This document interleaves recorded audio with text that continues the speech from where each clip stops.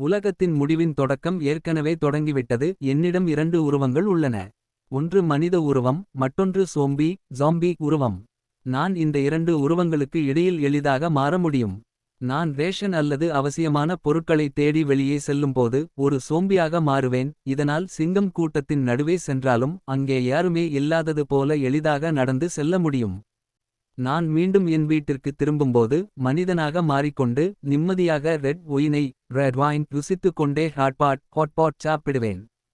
சிறிது காலத்திற்கு முன்பு முழு உலகையும் ஒரு ரகசியமான கருமையான மூடுபனி மூடிக்கொண்டபோதுதான் எல்லாமே மாறியது.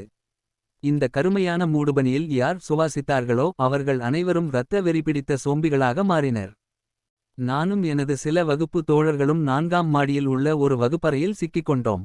எங்களுக்கு மிகவும் பசி எடுக்கத் தொடங்கியபோது நானும் சில தைரியமான மாணவர்களும் வெளியே சென்று உணவு தேட முடிவு செய்தோம். ஆனால் நாங்கள் திரும்பி வந்தபோது உள்ளே இருந்தவர்கள் கதவை திறக்க மறுத்துவிட்டு உங்களது உயிரை ஆபத்தில் ஆழ்த்திவிட்டு உங்களை உள்ளே அனுமதிக்க முடியாது என்று கூறினர். இதை கேட்ட எனக்கு அவர்கள் மீது கடும் கோபம் வந்தது. நாங்கள் வெளியே உணவு தேடச் சென்றபோது உங்கள் உயிரை ஆபத்தில் ஆழ்த்தாதீர்கள் என்று அப்போது யாரும் சொல்லவில்லையே.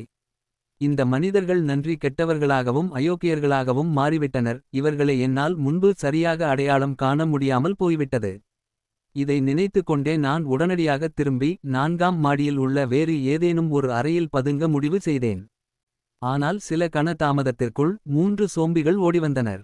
ஒரு கணமும் தாமதிக்காமல் என்னிடம் இருந்த அனைத்து உணவையும் அவர்கள் திசையில் வீசினேன். இடைக்கோடு.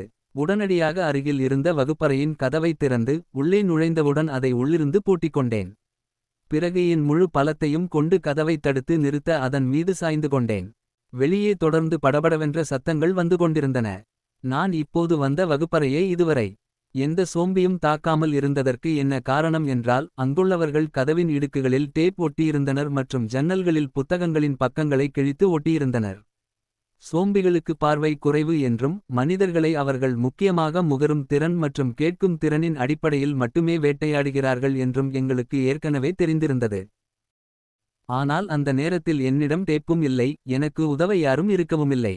எனவே நான் மட்டுமே எனது முழு உடலையும் கொண்டு அந்த கதவை தாங்க வேண்டியிருந்தது. அப்போது திடீரென்று மேலும் 2 சோம்பிகள் இந்த தாக்குதலில் இணைந்து கொண்டன. என்னால் இனிமேலும் தாக்குப்பிடிக்க முடியவில்லை. ஒரு பலத்த தள்ளலில் நான் தரையில் சரிந்தேன். நான் எழுந்து ஓட முயற்சித்தபோது ஏற்கனவே ரொம்ப தாமதமாகிவிட்டது.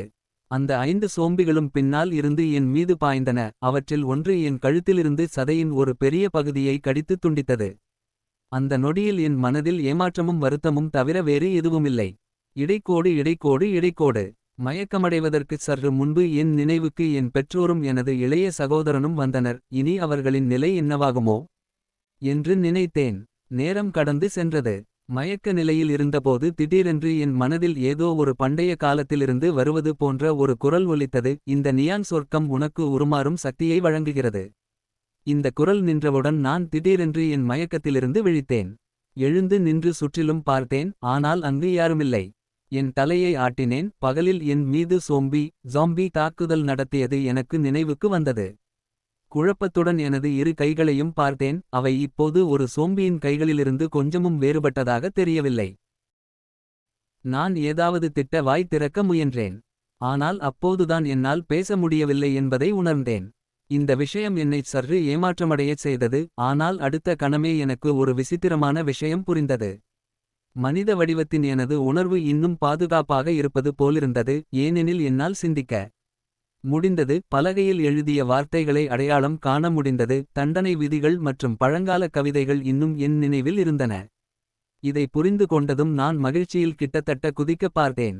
அதன் பிறகு எனது சற்று விரைப்பான கைகளால் என் கழுத்தை தொட்டேன். ஆனால் அங்கு மென்மையான தோலுக்கு பதிலாக கிழிந்த தசைகளும் உடைந்த சுவாசக் குழாயும் இருப்பதை உணர்ந்தேன். என் கை நடுங்கியது. நான் குளியலறைக்குச் சென்று கண்ணாடியில் என் முகத்தை பார்க்க விரும்பினேன். இடைக்கோடு. ஆனால் நான் நடக்கத் தொடங்கியபோது எனது நடை பக்கவாதம் வந்தவனைப் போல் மாறிவிட்டதை உணர்ந்தேன். நான் ஒரு காலால் நொண்டி நடந்தேன். நான் தடுமாறிக்கொண்டே குளியலறையை அடைந்து கண்ணாடியில் எனது தற்போதைய நிலையை பார்த்தேன். வெள்ளையான கண்கள், மஞ்சள் நிறமாக மாறிய தோல். நான் உண்மையில் ஒரு சோம்பியாக மாறிவிட்டேன். அதுவும் என் கழுத்தில் மிகப்பெரிய காயம் இருந்ததால் மோசமாக காயமடைந்த ஒரு சோம்பியாக இருந்தேன். இந்த உண்மையை என்னால் உடனடியாக ஏற்றுக்கொள்ள முடியவில்லை. நான் ஒரு சோம்பியாக மாற விரும்பவில்லை என்று கத்த விரும்பினேன். ஆனால் வாயிலிருந்து சோம்பியைப் போன்ற ஒரு பயங்கரமான சத்தம் மட்டுமே வெளிப்பட்டது. இருப்பினும் அப்போதுதான் என் உடலில் ஏதோ மாற்றங்கள் நிகழ்வதை உணர்ந்தேன். எனது மஞ்சள் நிற தோல் மெல்ல மெல்ல சாதாரண நிறத்திற்கு மாறுவதைக் கண்டேன். சோம்பியின் பண்புகளும் மறைந்து போகத் தொடங்கின.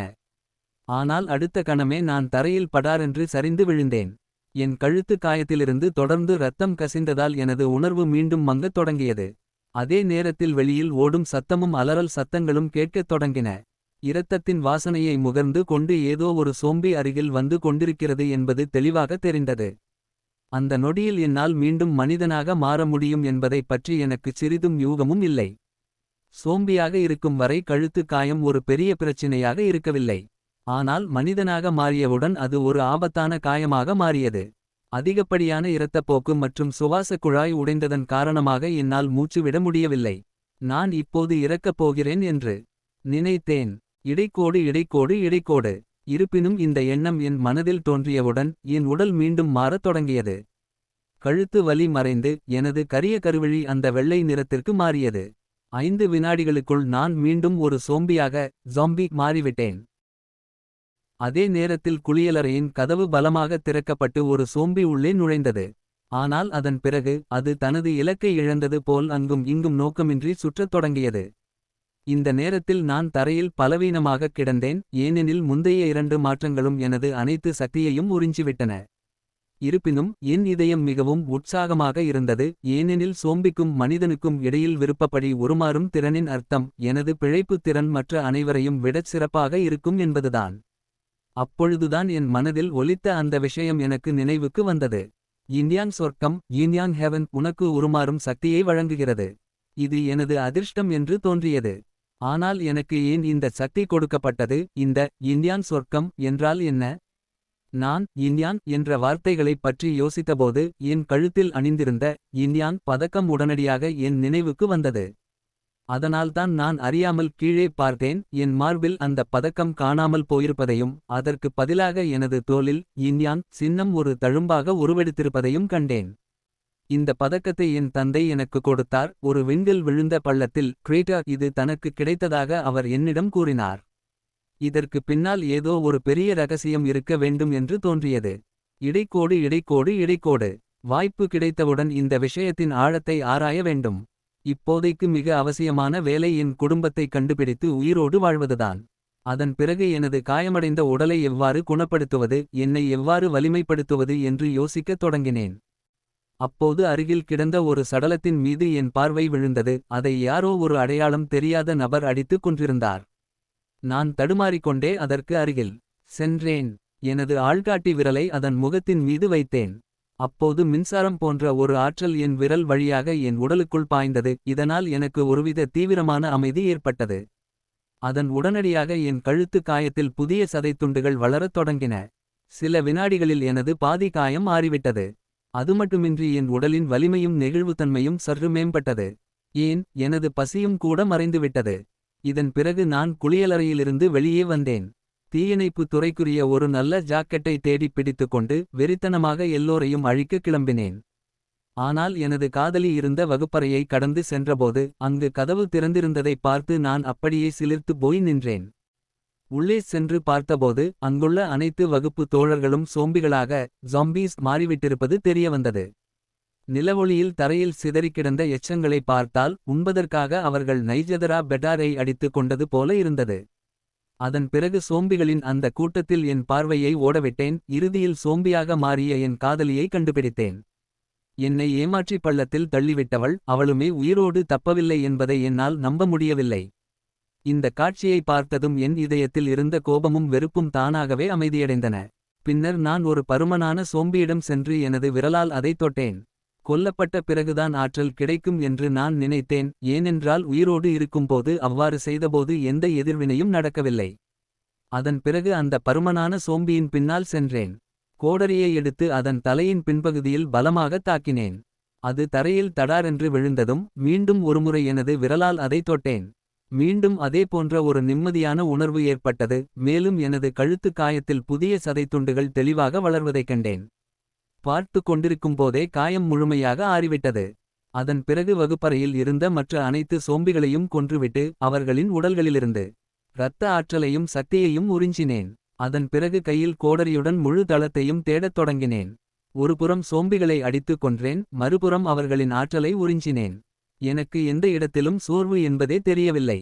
இதனால்தான் 4ஆம் மாடியை மிக விரைவில் முழுமையாக தூய்மைப்படுத்திவிட்டு என்னை நன்றாக மறைத்துக் கொண்டேன். இந்த நேரத்தில் யாராவது என்னை பார்த்தால் கூட நான் சோம்பியோடு தொடர்புடையவன் என்று எவராலும் நினைக்க முடியாதவாறு என் முகத்தில் மாஸ்க் அணிந்திருந்தேன். அதன் பிறகு 3ஆம் மாடிக்குச் சென்று அதே தாக்குதல் நடத்தும் மற்றும் ஆற்றலை உறிஞ்சும் செயலை மீண்டும் செய்தேன். இப்படி பார்த்து கொண்டிருக்கும்போதே முழு மதியமும் கடந்துவிட்டது. இந்த பள்ளி கட்டடத்திலிருந்த அனைத்து சோம்பிகளும் அழிக்கப்பட்டுவிட்டனர். நான் மொத்தம் 200க்கும் மேற்பட்ட சோம்பிகளின் ஆற்றலை உறிஞ்சியிருந்தேன். இதன் காரணமாக எனது பலமும் வேகமும் இரட்டிப்பாகியிருந்தன. சோம்பியாக மாறிய பிறகு பெரிய அளவில் ஆபத்து எதுவும் இல்லை என்றாலும் எனக்குள் ஏதோ ஒரு விசித்திரமான மற்றும் சங்கடமான உணர்வு இருந்தது. எனவே நான் உடனடியாக ஒரு பாதுகாப்பான இடத்திற்குச் சென்று சிறிது நேரத்திற்கு மீண்டும் மனிதனாக மாற முடிவு செய்தேன். அதன் பிறகு நான் முதல் மாடியில் அமைந்துள்ள சூப்பர் மார்க்கெட்டிற்குச் சென்றேன். அங்கு கிடைத்த செலோடேப் உதவியுடன் கதவின் ஒவ்வொரு இடுக்கையும் நன்றாகச் சீல் செய்தேன். மேலும் சில ரஃப் நோட்டு புத்தகங்களின் பக்கங்களை கிழித்து அனைத்து ஜன்னல்களிலும் கதவுகளிலும் ஒட்டினேன். அனைத்து ஏற்பாடுகளும் பூர்த்தியானதும் என் மனதில் ஒரு எண்ணத்தை கொண்டு வந்தேன். இமைக்கும் பொழுதில் என் முழு உடலில் மாற்றம் ஏற்பட்டது. சில வினாடிகளுக்குள் நான் ஆபத்தான தோற்றமளித்த சோம்பியிலிருந்து ஜாம்பி மாறி சாதாரண மனிதனாக மாறினேன். இருப்பினும் மனிதனாக மாறிய பிறகு எனது அதிகரித்த வலிமை அனைத்தும் மறைந்துவிட்டதாக உணர்ந்தேன். எனது சோம்பி வடிவம் எனது வேறொரு உடல் போல இருந்தது. ஆனால் மனிதனாக மாறியபோது என் வயிற்றில் எந்தவொரு சிறப்பான பசியும் உணரப்படவில்லை. மனித உருவமும் சோம்பி உருவமும் தங்களுக்குள் ஆற்றலை பகிர்ந்து கொள்கின்றன என்பது இதிலிருந்து தெளிவாக தெரிந்தது.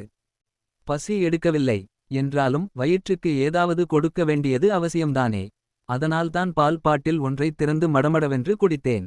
அதன் பிறகு பிரெட் துண்டு ஒன்றை எடுத்து 2 வாய் சாப்பிட்டேன். எனது சுவை மொட்டுகள் டேஸ்ட் பட்ஸ் நன்றாக இருப்பது நல்லதாக போய்விட்டது. இதனால் உணவின் இனிப்பான மற்றும் சுவையான தன்மையை என்னால் உணர முடிந்தது. நான் இப்படி ஆர்வமாகச் சாப்பிட்டுக் கொண்டிருந்தபோது அப்போது திடீரென்று வெளியே லவுட் ஸ்பீக்கர் ஒரு குரல் ஒலித்தது. பள்ளியில் உயிர் போகாமல் மிஞ்சியுள்ள அனைத்து மாணவர்களும் ஆசிரியர்களும் விரைவில் பள்ளியின் கொடியேற்றும் மேடையில் ஃபிளாக் ரேசிங் பிளாட்ஃபார்ம் ஒன்றுகூடுங்கள். நாங்கள் ஷின்பே சிட்டி தற்காலிக மீட்புக் குழுவினர். இதை கேட்டதும் என் புருவங்கள் சுருங்கின. மீட்புக் குழுவினர் இவ்வளவு சீக்கிரம் இங்கு வந்து சேருவார்கள் என்று நான் எதிர்பார்க்கவில்லை. அதன் பிறகு நான் உடனடியாக எழுந்து கதவில் ஒட்டப்பட்டிருந்த காகிதத் தாளின் ஒரு மூலையை விலக்கி வெளியே உற்று பார்த்தேன். அங்கு 20க்கும் மேற்பட்டோர் விதவிதமான ஆயுதங்களுடன் மிகவும் எச்சரிக்கையுடன் உள்ளே வந்து கொண்டிருந்தனர். அவர்களில் ஒருவர் கையில் மைக்கை வைத்துக் கொண்டு தொடர்ந்து ஏதோ அறிவிப்பு செய்து கொண்டிருந்தார். அதை பார்த்த உடனேயே நான் புரிந்துகொண்டேன், இது நகரத்தில் எஞ்சியிருக்கும் கடைசி ஆயுதம் தாங்கிய படை. இது முக்கியமாக இங்குள்ள குழந்தைகளை காப்பாற்ற வந்திருக்கிறது. சரியாக அந்த நேரத்தில் பழுப்பு நிற முடி கொண்ட ஒரு அழகான பெண் உரத்த குரலில் கத்தியவாறு மீட்புக் குழுவை நோக்கி ஓடிக்கொண்டிருந்தாள். அவள் தன்னை நோக்கி வருவதைக் கண்ட மீட்புக் குழுவைச் சேர்ந்த ஒருவர் உடனடியாக முன்னேறி அவளை தன் கைகளில் இறுக்கமாக அணைத்துக்கொண்டு நடுங்கும் குரலில், கடவுளுக்கு நன்றி, என் மகள் இன்னும் உயிரோடு இருக்கிறாள் என்றார். நான் அந்த பெண்ணை அடையாளம் கண்டுகொண்டேன். அவள்தான் பள்ளியின் கியூட் கேர்ள் லின் ஷான்ஷன். படிப்பிலும் மிகவும் படுசுட்டியானவள்.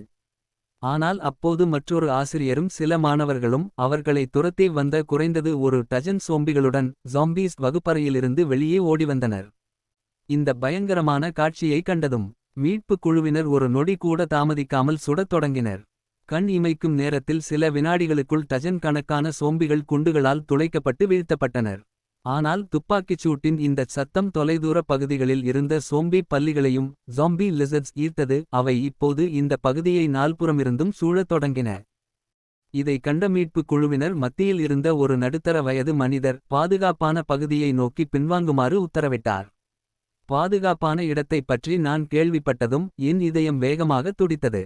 அப்படியானால் என் பெற்றோரும் எனது இளைய சகோதரனும் கூட அங்குதான் இருப்பார்களா? அதனால் நான் கதவை தள்ளிக்கொண்டு வெளியே வந்தேன். விரைவில் அவர்களுடன் வெற்றிகரமாக இணைந்து கொண்டேன். துப்பாக்கிச் சூட்டின் சத்தங்கள் மேலும் அதிகரிக்க துரத்தி வந்த ஜாம்பீஸ் ஒவ்வொருவராக வீழ்த்தப்பட்டனர். ஆனால் பின்னாலிருந்து மேலும் பல சோம்பிகள் வந்தடைந்தனர். இந்த நிலையை கண்டதும் என் இதயம் ஒரு கணத்திற்கு நின்றுவிட்டது போல் இருந்தது. நான் இன்னும் அவசரப்பட்டுவிட்டேன் போல் தெரிகிறது. இப்படி திடீரென்று நான் வெளியே ஓடியிருக்கக்கூடாது. அப்போது மேல் மாடி சோம்பிகள் கண்ணாடியை உடைத்துவிட்டனர். குதிக்கும் பக்கோடாக்கள் கீழே விழுவதைப் போல. அப்படியே கீழே இருந்த மீட்புக் குழுவினர் மீது அவர்கள் விழத் தொடங்கினர்.